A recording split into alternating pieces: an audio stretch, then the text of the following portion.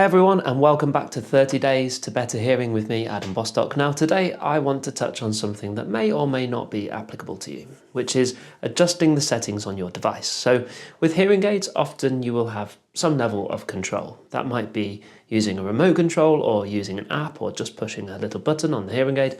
Occasionally there are no adjustments and the hearing aids are set up to be automatic. That's fine too, but I still recommend watching today's video. So dependent on what control you have, the levels of adjustments you can make will be very different.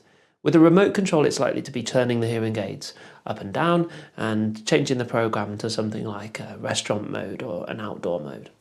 With a mobile app, you tend to have a really in-depth level of control. So you can adjust the volume, but sometimes you can adjust the bass and treble and levels of background noise. With some apps, they have some amazing features where you can use AI to demonstrate two different types of sound to you, and then you decide which one you like best. Pretty cool. But you've got plenty of time to learn about that. We are 1 week in, and the reason I want to talk about this today is I find that when people have been fitted with hearing aids and they have some level of control, people tend to reach for that comfort by turning the hearing aids down.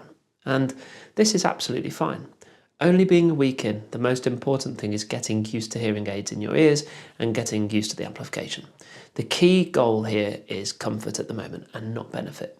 But it's important to make sure you're aware of it and you manage your expectations, as sometimes I've had in the past when someone has come back in for a follow-up appointment and we've asked about their perceived benefit and they've said they got no benefit whatsoever, and then we find out they've been wearing them at the minimal volume pretty much constantly. It's absolutely fine to have your hearing aids on quietly. In fact, at this time, it's recommended. But remember that whilst the focus is on comfort, and you aren't going to be getting the benefit, especially if you're turning them right down.